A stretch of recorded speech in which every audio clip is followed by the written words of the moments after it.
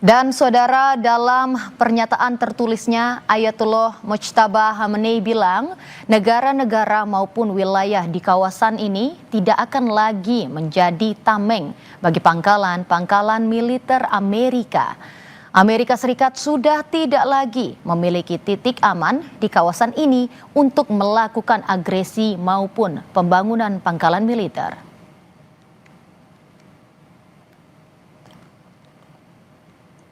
Dan saudara, Amerika Serikat kembali menyerang Iran di tengah gencatan senjata dan upaya damai. Kita ulas lebih dalam bersama dua narasumber saya, Guru Besar Hukum Internasional Fakultas Hukum UGM, Pak Heribertus Djaka Triana, dan juga peneliti senior Indo-Pasifik Strategis Intelligence, Mbak Fauzia Cempaka. Selamat malam Pak Djaka dan juga Mbak Cempaka, apa kabar? Selamat malam Mbak Tata, kabar baik. Baik, Selamat malam Mbak Tata, sehat selalu. Sehat selalu Pak, baik terima kasih. Kita langsung ke pertanyaan pertama, saya ke Mbak Cempaka terlebih dahulu. Mbak, apa implikasi strategis dari serangan Amerika Serikat ini terhadap Iran saat proses gencatan senjata dan juga kesepakatan damai masih terus diupayakan? Terima kasih Mbak Tata, jadi kita melihat memang dari awal tanggal 8 April telah terlaksananya gencatan senjata, memang kedua belah pihak menyatakan bahwa baik Amerika Serikat maupun Iran ini siap untuk perang maupun untuk berdamai begitu. Dalam konteks ini memang kita lihat pada akhirnya dan pada pola-pola yang terjadi saat ini dari tanggal 8 April hingga saat ini itu yang terjadi adalah peningkatan low intensity konflik atau konflik dengan intensitas rendah yang terus-menerus terjadi baik dalam konteks benturan antara IRGC maupun marinir Amerika Serikat yang melakukan blokade maupun kita lihat saat ini memang intensitas itu masih rendah dalam artian kedua belah pihak belum melihat ini sebagai serangan yang sifatnya direct atau sifatnya akan menggugurkan secara langsung terhadap proses negosiasi yang berlangsung. Terlebih kalau kita lihat Mbak Tata memang dalam konteks ini kedua belah pihak baik dari Iran terlebih dahulu misalnya juga baru kembali dari Qatar yang mana juga dalam konteks ini sebenarnya melakukan upaya negosiasi begitu dalam konteks yang memang Qatar memang menyatakan juga ingin membantu Pakistan dalam konteks ini sebagai interlokutor yang atau intermediary seperti itu Mbak. Jadi memang kita lihat pola yang terjadi saat ini dengan misalnya Amerika Serikat menyerang salah satu kapal yang dianggap menaruh dalam di layar di beberapa yang berlayar di Selat Hormuz begitu dan menaruh beberapa yang dianggap membahayakan begitu dan ranjau laut misalnya dan juga misalnya pembalasan yang dilakukan oleh Iran dalam konteks ini menyerang drone dan tentu saja drone ini bukan dalam konteks yang sifatnya eskalasi militer begitu. Tentu saja kita melihatnya dalam konteks low intensity conflict. Namun tentu saja operasional di lapangan masih bisa menunjukkan bagaimana peningkatan atau kesalahan kalkulasi yang nantinya tentu bisa berdampak lebih tinggi daripada hanya low intensity conflict yang terjadi saat ini Mbak Tata. Oke, baik Mbak Cempaka. Saya mau ke Pak Djaka. Kalau Pak Djaka sendiri melihatnya seperti apa Pak implikasi strategis dari serangan Amerika Serikat ini terhadap Iran? Karena kita tahu saat ini masih proses gencatan senjata, tapi juga upaya untuk berdamai ini masih terus diupayakan Pak. Implikasinya adalah jelas. Pertama untuk kepentingan politik, untuk kepentingan mencapai kesepakatan bersama yang sampai saat sekarang itu deadlock. Saya kira apa yang dilakukan oleh Amerika, yang dibalas oleh Iran, ini menunjukkan adanya satu yang kita sebut dalam hukum internasional, itu adalah coercive diplomacy di antara kedua belah pihak, yang intinya adalah saling tekan, saling menekan, tetapi di sana pesannya jelas, bahwa para pihak itu dalam kondisi siap tempur untuk mengambil langkah-langkah terakhir, penggunaan kekerasan bersenjata sebagai last resort untuk saling menekan, untuk mempertahankan kepentingan mereka. Pesan ini sangat jelas.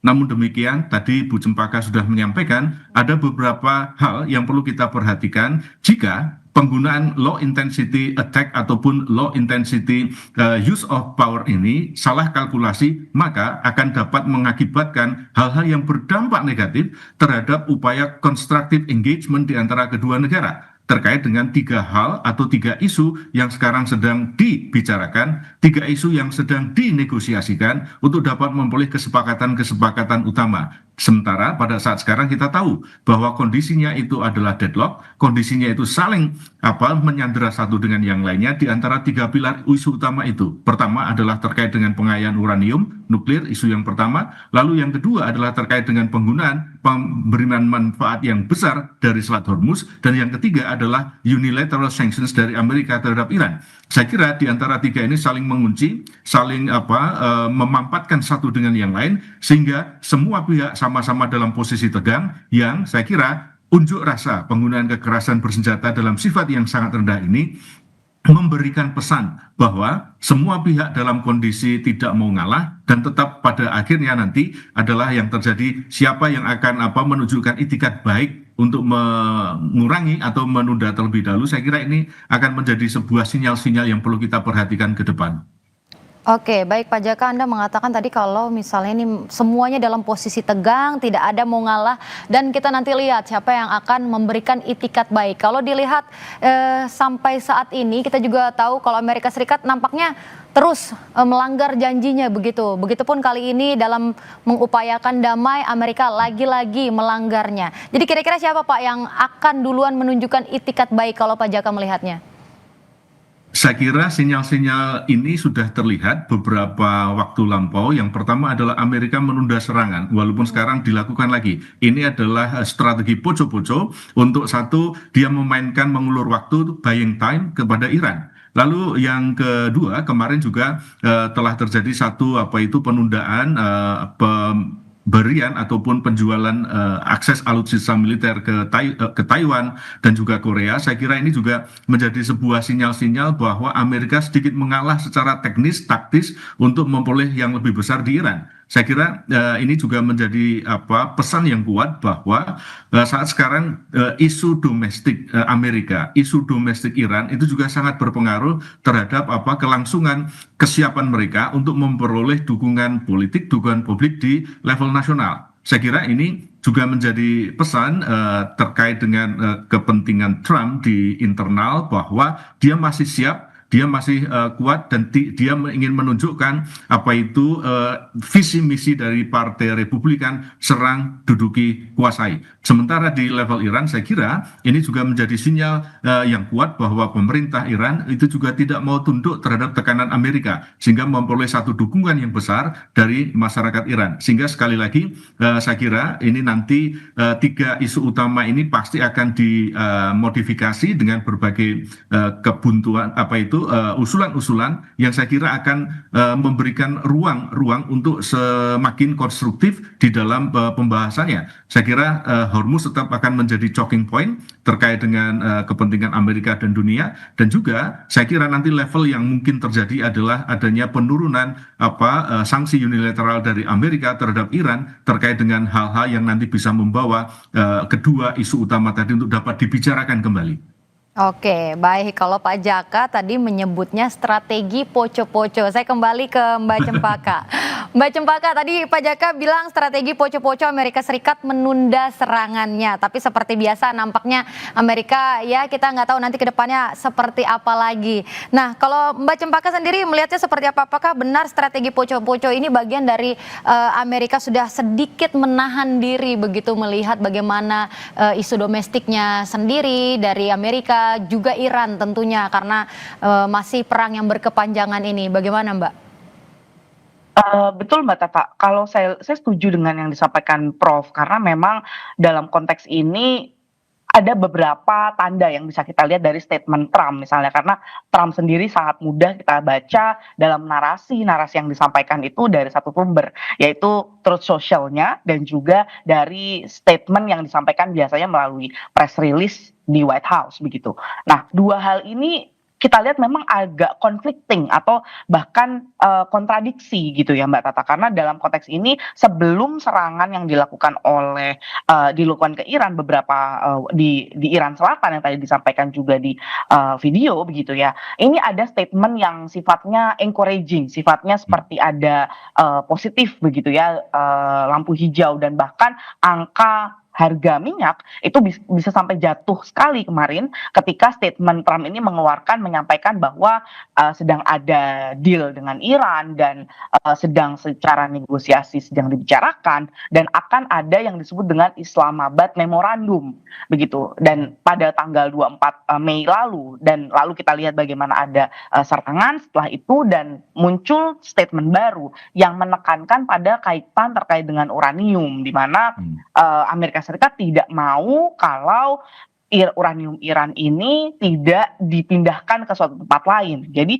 tapi sebenarnya ada perpindahan, Mbak, karena pada awalnya Trump sendiri ini yang diinginkan adalah memindahkan uranium ini ke Amerika Serikat.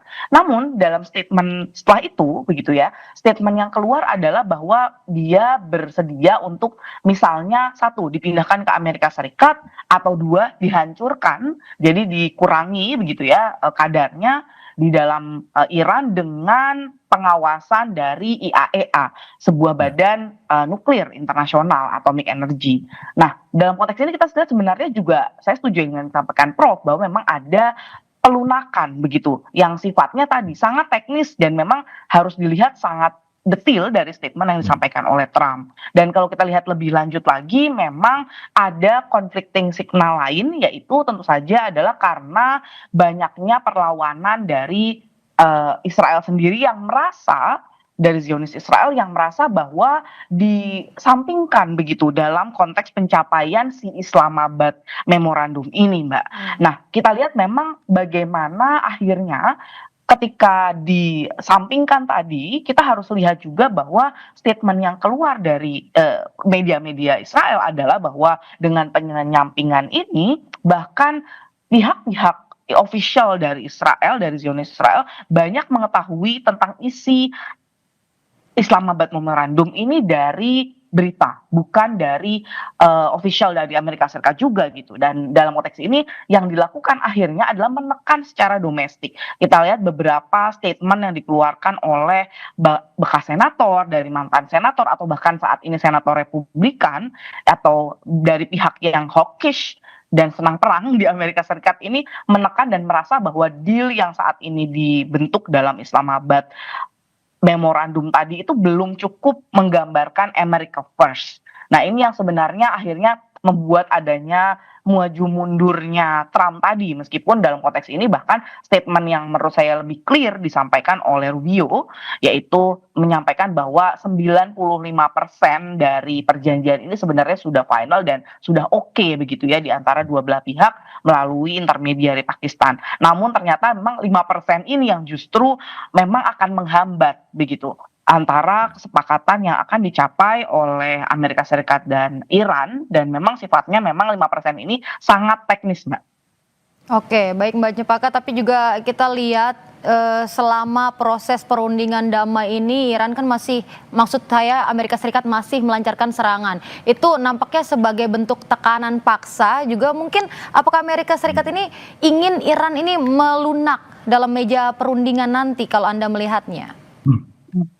Tentu saja saya lihat memang poinnya menekan untuk mendapatkan konsesi lebih, Mbak. Karena kita tahu dalam negosiasi ini Iran masih meminta beberapa hal yang sangat vital begitu, yaitu misalnya terkait dengan front Lebanon yang tidak diganggu oleh Israel, dan tapi sampai saat ini Zionis Israel malah meningkatkan serangannya begitu di Lebanon. Di konteks lain misalnya yang diminta oleh Iran adalah terkait dengan struktur atau mekanisme yang sifatnya permanen, bukan hanya sifatnya gencatan senjata semata begitu, karena tentu saja kita lihat secara presiden di 2025 atau bahkan jika tarik lebih jauh lagi di 2015 pun sudah ada mekanisme struktur yang clear, masih bisa di bail out atau Amerika Serikat keluar dari struktur tersebut begitu. Jadi dalam konteks ini tentu saja ada beberapa hal yang memang Iran ini sangat kekeh gitu ya, dan akhirnya dalam konteks ini poin-poin misalnya menurut saya terkait dengan konsesi, terkait dengan sanksi misalnya begitu ya, dan uranium begitu. Jadi ini uranium misalnya Iran sendiri tidak mau menyerahkan ke negara ketiga awalnya, tapi saat ini permintaan Amerika Serikat jika memang dilakukan dilut atau pengenceran kadar dari uranium itu sendiri misalnya gitu, Amerika Serikat mau menerimanya, bahkan mempertimbangkan apakah bisa dipindahkan ke Cina maupun Rusia, meskipun itu bagi Iran masih tidak merupakan opsi begitu Mbak. Yang hal lain juga terkait dengan sanksi yang selama ini embargo yang diberikan kepada Iran ini, jika nantinya tercapai perjanjian sesuai dengan draft Islamabad Memorandum, maka Iran ini berhak mendapatkan sanksi yang relief terhadap sanksi tersebut yang sudah bertahun-tahun diterapkan oleh Amerika Serikat ini dicabut begitu ya. Dan itu pun yang kita lihat dari tanda kunjungan dari Galibaf ke Qatar lalu Mbak, karena memang kita tahu bahwa sebagian besar dana yang dibekukan atau aset yang dibekukan milik Iran itu banyak terdapat di Qatar Mbak, salah satunya. Dan makanya kita lihat juga salah satu dari delegasi yang dibawa oleh Galibaf ke Qatar adalah dari badan atau bank nasional atau bank sentralnya Iran begitu, yang artinya ini banyak bicara tentang isu terkait dengan sanksi yang selama ini, sanksi pembekuan aset yang diberlakukan terhadap Iran. Dan dalam konteks ini memang kita lihat juga dari statement yang baru saja dikeluarkan oleh Trump di Al Jazeera menyatat bahwa dalam laporannya adalah bahwa Amerika Serikat tidak akan menjadikan poin uranium ditukar dengan sanksi relief. Artinya apa? Ini adalah hasil yang saat ini kita sedang lihat adalah bagian dari negosiasi yang dibawa oleh Galibaf pulang dari Qatar kemarin, yaitu terkait dengan sanksi relief atau pencabutan sanksi begitu ya. Dan di sisi lain ini bagian dari konsesi yang mau diberikan oleh Iran terkait dengan uranium. Makanya kita lihat statement yang dikeluarkan oleh Trump adalah bahwa tidak akan serta-merta menjadikan sanksi relief sebagai ganti dari atau trade off dari uranium yang nantinya akan diberikan atau diencerkan oleh Iran itu sendiri. Oke, baik. Saya kembali ke Pak Jaka. Kalau Pak Jaka sendiri melihatnya seperti apa nih Pak, upaya negosiasi antara kedua negara ini baik Amerika Serikat dan juga Iran. Tadi Mbak Cempaka menyebutkan ada beberapa hal termasuk yang utama, mungkin yang salah satu yang krusial itu adalah masalah uranium. Tapi tahan sebentar Pak, kita akan bahas seusai jeda, tetap di Breaking News Kompas TV. Mbak Cempaka dan juga Pak Jaka, kita sambung lagi dialog kita. Tadi terakhir saya ke Pak Jaka. Pak, jadi bagaimana Anda melihatnya, seperti apa upaya negosiasi antara Amerika Serikat dan juga Iran ini yang nampaknya masih alot begitu? Kalau tadi Mbak Cempaka sempat menyebutkan sebelum kita jeda kalau salah satunya adalah terkait uranium. Kalau Pak Jaka melihatnya bagaimana? Saya kira di dalam pembahasan ini kita juga harus ingat bahwa sekarang memang sedang dilaksanakan coercive diplomasi dengan mengunjuk kekuatan untuk menekan lawan sebelum mereka ketemu lagi, atau istilahnya itu adalah polling stations sebelum mereka ketemu lagi. Saya kira isu terkait dengan uranium itu kan menjadi sebuah deadlock. Kenapa? Karena Amerika menginginkan bahwa Iran itu harus menghentikan pengayaan uranium dan juga diserahkan misalnya semuanya kepada IAEA. Tadi Bu Cempaka sudah menyampaikan, yang saya kira ini juga sangat-sangat tidak kredibel, yang ini menjadi sebuah harga mati buat Iran. Sehingga sekali lagi saya kira polling positionnya saat sekarang itu adalah baik Amerika maupun Iran itu sedang menunjukkan bahwa betul-betul ancaman itu adalah kredibel untuk bisa menentukan posisi mereka sebelum mereka ketemu. Lalu yang kedua, saya kira penggunaan serangan ataupun eskalasi ini sebenarnya adalah untuk memberikan satu pesan bahwa mereka siap untuk berunding dengan sekali lagi mereka kembali kepada satu hal yang sifatnya itu adalah achievable ataupun bisa dilakukan atau attainable di dalam kerangka 3 isu utama terkait dengan nuklir, terkait dengan Hormuz, dan juga terkait dengan unilateral sanctions. Saya kira ini juga menjadi hal yang jelas. Apa yang dilakukan oleh Iran dengan membujuk ataupun memberikan statement bahwa negara-negara tetangga seperti misalnya adalah Oman, Qatar yang mereka rengkuh saat sekarang itu juga menjadi sebuah sinyal bahwa mereka juga ingin mencuri start polling posisinya terhadap Amerika untuk duduk kembali. Nah, ke depan saya kira ini juga menarik untuk bisa kita lihat apakah Amerika dengan sekutunya, misalnya NATO, walaupun sekarang masih terpecah, tapi secara faktual mereka mengirim pesan sinyal bahwa mereka tidak akan ikut perang, tetapi mengamankan Selat Hormuz untuk kepentingan dunia ataupun Eropa pada khususnya. Nah, saya kira ini juga menjadi satu pesan bahwa sekali lagi apa yang dilakukan oleh Amerika dengan melaksanakan coercive diplomacy ini menjadi hal yang kuat untuk mengindikasikan apakah satu ancaman ini kredibel sehingga lawan percaya sehingga mereka mau duduk perundingan lagi untuk melaksanakan perundingan selanjutnya. Satu, lalu yang kedua saya kira apakah tawaran-tawaran ini juga bisa apa istilahnya itu bisa diterima dalam kerangka jangka menengah pendek sehingga teknisnya itu bisa dilakukan sehingga sama-sama keduanya tidak kehilangan muka baik di dunia internasional maupun di dalam negeri. Lalu yang ketiga saya kira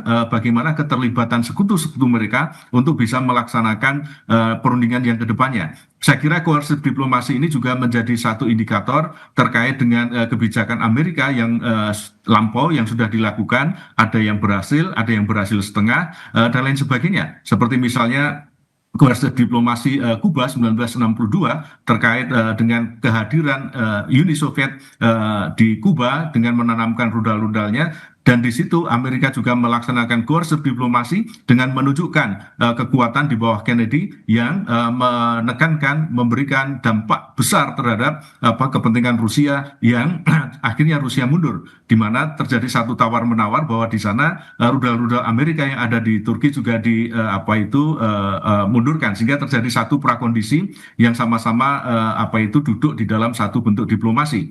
Lalu kalau kita lihat juga bagaimana kondisi coercive diplomasi Amerika terhadap Korea Utara terkait dengan senjata nuklirnya ini kan juga mengindikasikan bahwa saya kira nanti hasilnya juga akan sama seperti yang terjadi di Korea, bahwa Amerika menghendaki Korea Utara untuk menghentikan pengayaan uranium nuklirnya untuk persenjataan total sehingga tidak mengancam keamanan perdamaian dunia. Apa yang terjadi adalah berhasil separuh yang terjadi eskalasi yang masih bertahan sampai sekarang. Sehingga tawaran-tawaran yang mungkin akan terjadi dalam kerangka ini saya kira akan terjadi satu pembahasan yang sifatnya itu adalah teknis, taktis, dan untuk mengakomodasi kepentingan para pihak terkait dengan tiga isu utama tadi. Yang saya kira ini mereka saling menggunakan tiga elemen yang saya sebutkan tadi secara terarah, terukur, walaupun sekali lagi saya juga tidak yakin mereka akan menggunakan eskalasi konflik yang besar dalam konflik armed konflik di antara dua negara, karena betul-betul saya percaya bahwa ketika mereka menggunakan kekerasan bersenjata secara maksimal, kerugian yang akan diterita juga semakin berat. Oke, Pak Jaka juga yang tadi menarik Anda mengatakan kalau Amerika Serikat dengan sekutunya NATO itu seperti memberikan pesan begitu, kemungkinan tidak akan ikut perang. Berarti apakah ini sejalan dengan perkataan Mujtaba yang bilang Amerika Serikat sudah kehilangan pengaruhnya sekarang di Timur Tengah? Bagaimana Pak? Saya kira ini nanti akan kita lihat ke depan. NATO dalam posisi saat sekarang memang mengirimkan sinyal yang besar bahwa mereka tidak akan terlibat di dalam penggunaan kekerasan bersenjata Amerika terhadap Iran. Kenapa? Kita tahu bahwa negara-negara Eropa itu sangat tergantung suplai minyak dan gasnya itu dari Iran. Sehingga ini juga sangat mengganggu sehingga Trump itu memberikan pernyataan bahwa mereka kelihatannya bukan teman saya lagi. Kenapa? Ketika saya ada di sini saya membutuhkan mereka setengah hati untuk hadir di sini. Namun demikian kita lihat kedekatan terkait dengan penggunaan Selat Hormuz dan kehadiran kapal perang Inggris di Selat Hormuz itu juga menjadi satu sinyal bahwa mereka akan terlibat secara terbatas berdasarkan justifikasi akuntabilitas hukum internasional bahwa selat itu harus terbuka, bisa digunakan untuk kegunaan pelayaran internasional. Saya kira ini adalah standpoint yang lugas, jelas bahwa NATO sampai saat sekarang belum atau tidak akan ikut campur di dalam perang terbuka antara Amerika dengan Iran. Tetapi mereka akan hadir di sana secara faktual untuk menjaga kepentingan internasional dengan justifikasi Selat Hormuz sebagai selat used for international navigations yang ini berdampak terhadap kepentingan nasional internasional negara-negara dimanapun. Sehingga sekali lagi sinyal-sinyal ini juga menjadikan apa itu sinyal yang saya kira akan memberikan apa ya kemungkinan-kemungkinan secara faktual bahwa mereka akan duduk kembali dan akan ketemu untuk mendiskusikan dan menghasilkan kesepakatan-kesepakatan yang bisa diterima oleh para pihak. Oke, kalau Pak Jaka bilangnya ini berarti untuk tetap menjaga bagaimana supaya Selat Hormuz ini juga tetap bisa digunakan oleh berbagai negara. Saya mau ke Mbak Cempaka. Mbak Cempaka, Anda melihatnya seperti apa? Kalau misalnya point of view Anda tentang Mujtaba yang bilang Amerika Serikat sudah kehilangan pengaruhnya sekarang di Timur Tengah. Kita lihat NATO nampaknya tidak mau ikut perang, kemudian negara-negara di Timur Tengah juga sudah diajak ke Mujtaba. Ayo kita sama-sama deh untuk menyelesaikan ini semua. Gimana Mbak? Saya rasa itu bukan tidak beralasan ya statement atau bahkan bukan hanya bentuk dari operasi perang urat saraf saja atau narasi bahkan yang disampaikan oleh Mojtaba. Karena ini jelas-jelas sudah ada banyak beberapa bukti yang kita lihat pasca perang Iran, pasca perang di serangan dari Amerika Serikat di tanggal 28 Februari lalu, ini sudah banyak perubahan-perubahan dari arsitektur regional yang ada di Timur Tengah. Di antaranya misalnya yang pertama bagaimana statement Saudi Arabia yang Arab Saudi yang menyatakan bahwa tidak mengizinkan untuk digunakan military base-nya untuk serangan yang sifatnya ofensif. Dan ini bahkan disampaikan juga oleh Prince atau Pangeran Muhammad bin Salman terhadap Iran untuk reassuring atau menyatakan pada Iran meyakinkan bahwa tidak akan dilakukan serangan ofensif yang berangkat dari Saudi Arabia begitu. Itu yang satu. Yang kedua juga kita lihat bagaimana Qatar misalnya juga sudah pernah ada di pada saat serangan dari 28 Februari hingga saat ini ada periode di mana Qatar misalnya melarang pesawat Amerika Serikat ini untuk landing atau bahkan menggunakan ruang udaranya untuk menyerang Iran begitu. Nah, ini sebenarnya sudah menunjukkan bagaimana kedekatan Qatar dan juga dari Saudi Arabia sendiri ini juga mulai merefrain atau menahan diri untuk tidak terlibat lebih jauh pada serangan Amerika Serikat terhadap Iran. Yang juga menurut saya cukup sangat merupakan bagian dari perubahan dari arsitektur tadi, Mbak. Itu juga adalah pertemuan yang kita lihat beberapa waktu lalu sebelum masih pada era atau pada periode gencatan senjata ini, di mana ada pertemuan yang melibatkan negara-negara Teluk begitu ya, yang bertemu di Riyadh beberapa waktu lalu gitu ya. Dan ini sebenarnya dilihat sebagai pertemuan pertama yang artinya KTT tingkat tinggi, konferensi tingkat tinggi yang mempertemukan para pemimpin-pemimpin di Timur Tengah begitu dan membicarakan sesuatu hal yang cukup signifikan yang sebelumnya belum pernah terjadi, Mbak, begitu, yang mempertemukan banyak pemimpin-pemimpin tersebut gitu ya. Dan tidak jauh dari kenyataan kalau kita lihat dari statement yang disampaikan oleh Mojtaba Khamenei, Ayatollah Mojtaba Khamenei, bahwa memang ini menjadikan serangan yang dilakukan Amerika Serikat pada tanggal 28 Februari lalu ini mengubah landscape, Mbak, mengubah landscape regional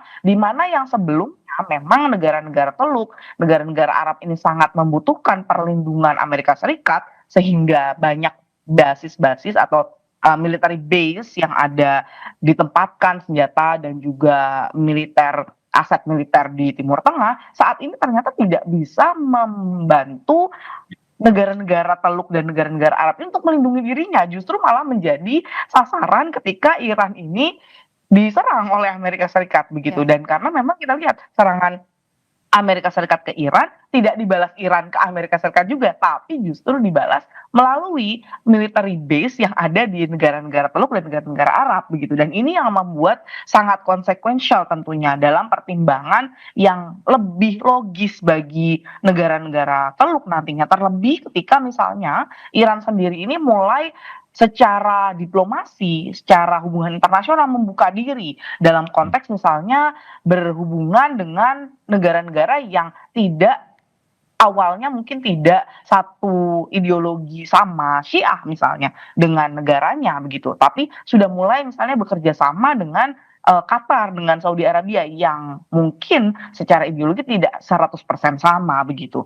Nah, ini menurut saya tanda-tanda bagaimana statement yang disampaikan oleh Mojtaba Khamenei ini close to truth gitu ya, dekat mendekati kebenaran karena tadi mengubah struktur, arsitektur, dan landscape yang ada secara regional di Timur Tengah sendiri, Mbak Tata. Oke, Mbak Cempaka, ini kan tadi Anda mengatakan kalau ini tanda-tanda dari Arab Saudi, Qatar, kemudian pertemuan dari negara-negara Teluk. Apakah ini benar-benar bisa terselenggara atau terjadi secara totalitas gitu? Jadi negara-negara Teluk benar-benar menunjukkan kalau mereka itu berpihak kepada Iran dan tidak lagi berpihak kepada Amerika Serikat. Kalau tadi Anda mengatakan ini kan baru terlihat tanda-tandanya. Bisa nggak, memungkinkan Kak Mbak kalau misalnya memang mereka menunjukkan secara terang-terangan begitu? Menurut saya tidak mungkin secara terang-terangan, Mbak, tapi memang justru yang kita harus lihat adalah bagaimana negara-negara Teluk, negara-negara Arab ini memutuskan untuk hedging atau diversifying, mendiversifikasi partnership-nya begitu, yang sebelumnya sangat berfokus, sangat berdasar dan juga menekankan pada kerjasama militer yang tinggi dan juga pengiriman senjata dengan angka perdagangan yang cukup besar di Amerika Serikat atau dari Amerika Serikat, namun sekarang justru melakukan diversifikasi begitu, di mana misalnya dari negara yang cukup dekat dan bahkan sampai sekarang juga masih sangat berpegang pada Amerika Serikat, misalnya Uni Emirat Arab begitu ya, sekarang mereka memiliki perdagangan baru yang disepakati dengan India misalnya terkait dengan kekuatan maritim atau aset militer di maritim dan juga koordinasi yang sifatnya teknologi begitu ya terkait drone dan pembelian drone dan lain sebagainya yang tidak lagi bersenter atau menekankan pada pembelian terhadap Amerika Serikat begitu. Jadi yang saya lihat pola yang terjadi adalah bukan terus berganti begitu ya meninggalkan Amerika Serikat sendiri karena itu tentu tidak mungkin karena aset yang sudah dibangun berpuluh-puluh tahun tentu saja tidak mungkin tiba-tiba di-abandon atau ditinggal begitu saja. Tapi yang justru kita lihat adalah bagaimana pola yang muncul adalah diversifikasi. Jadi tidak lagi menekankan atau bersandar pada kekuatan Amerika Serikat. Karena tentu saja dilihat bahwa ternyata tidak bisa cukup melindungi begitu ya. Dan sehingga tentu diversifikasi dan menambah opsi-opsi di mana yang terkait dengan misalnya Saudi Arabia, kita tahu Arab Saudi saat ini sudah punya partnership strategis dengan Pakistan misalnya terkait dengan support pertahanan dan juga pelatihan militernya. Nah, ini kita lihat bagaimana pola yang terjadi di negara Arab dan Teluk tentu bukan serta-merta meninggalkan Amerika Serikat secara 100%, tapi justru mencari posisi yang aman untuk melakukan hedging dan juga melakukan diversifikasi terutama pada isu keamanan dan aset militer dan pertahanannya, Mbak Tata. Oke, saya kembali ke Pak Jaka. Kalau Mbak Cempaka bilangnya untuk melakukan hedging. Jadi dengan ajakan Mujtaba ini ke negara-negara Teluk yang mengajak untuk sama-sama tidak menyediakan dukungan lagi kepada Amerika Serikat. Kira-kira sejauh apa nih Pak ajakan ini akan benar-benar dilakukan oleh negara-negara itu? Apakah mereka benar-benar tidak lagi akan memberikan dukungan kepada Amerika, Pak Jaka? Saya kira kalau kita lihat negara-negara di sekitar Iran itu kan semuanya saya sepakat dengan Mbak Cempaka tadi yang intinya sedang memainkan apa yang disebut sebagai keseimbangan yang berbahaya di antara posisi mereka itu sendiri. Sehingga kalau kita lihat bagaimana saat sekarang misalnya Arab Saudi dan UEA itu kan intinya ingin membantu Amerika tetapi juga menekan Iran. Bagaimana saat sekarang mereka memainkan keseimbangan di tengah kawasan ini karena apa mereka juga sangat-sangat tergantung pada penggunaan Selat Hormuz untuk kepentingan ekonomi, politik dan strategi pertahanan mereka ke depan. Saya kira ini juga menjadi satu sinyal bahwa negara-negara apa itu di kawasan itu juga sangat-sangat apa itu ingin di tengah tetapi juga kadang mereka harus nanti di saat-saat genting mereka bisa memberikan satu keputusan yang apa itu juga bisa frontal, bisa sangat artikulatif ataupun juga bisa sangat abstain dalam kerangka kepentingan mereka. Kalau kita lihat saat sekarang misalnya adalah Oman dan Qatar, ini kan juga menjadi penengah dan juga pelindung ekonomi baik di antara Iran maupun kepada Amerika Serikat. Saat sekarang kalau kita lihat Oman itu kan menjadi focal point Amerika untuk melakukan apa yang disebut sebagai diplomasi untuk mencegah, untuk memfasilitasi dan juga untuk mencapai kepentingan Amerika terhadap Iran dan juga menjadi sebuah stabilitas di kawasan. Karena ini sudah menjadi sebuah trademark Amerika di kawasan menggunakan Oman sebagai fasilitator utama atau mediator mereka. Kalau kita lihat Qatar punya pangkalan militer yang ini saya kira juga mereka juga sangat hati-hati untuk nanti dapat melindungi kepentingan mereka sendiri. Kalau kita lihat saat sekarang Irak itu juga menjadi pihak yang sangat paling panik kalau misalnya kondisi geopolitik, kondisi militer di kawasan itu juga eskalasinya meningkat. Saya kira Irak itu menjadi contoh negara yang saya kira ini menjadi perhitungan-perhitungan terkait dengan apa yang akan terjadi dan saya kira kepentingan Iran itu menjadi sebuah hal yang tetap negotiable di kawasan. Saat sekarang Iran dengan negara-negara tersebut saat sekarang ini kan mencari posisi atau memetakan dan menjadi sebuah peta posisi yang menarik untuk menjadi dinamisasi di kawasan terkait dengan konflik ini. Sehingga nanti positioning mereka itu apakah akan align dengan Iran ataukah align dengan Amerika? Saya kira ini masih tetap ada di tengah dan mereka akan mencari jalan aman walaupun ini berbahaya untuk kepentingan jangka panjang mereka terkait dengan kepentingan politik, ekonomi, pertahanan, keamanan di kawasan terkait dengan keberadaan Iran dan Amerika beserta dengan sekutunya. Oke, baik. Jadi nampaknya negara-negara ini lagi memainkan posisi untuk tetap menjaga keseimbangan berbahaya. Tapi selain itu juga Mujtaba bilang kalau tidak akan ada lagi tempat aman bagi Amerika Serikat. Jadi ini hanya gertakankah atau sekedar akan benar-benar Iran memberikan begitu serangan atau benar-benar mendisiplinkan negara-negara yang tidak turut untuk membantu dia atau bagaimana? Nanti kita akan bahas, tapi kita akan jeda sejenak tetap di Breaking News Kompas TV.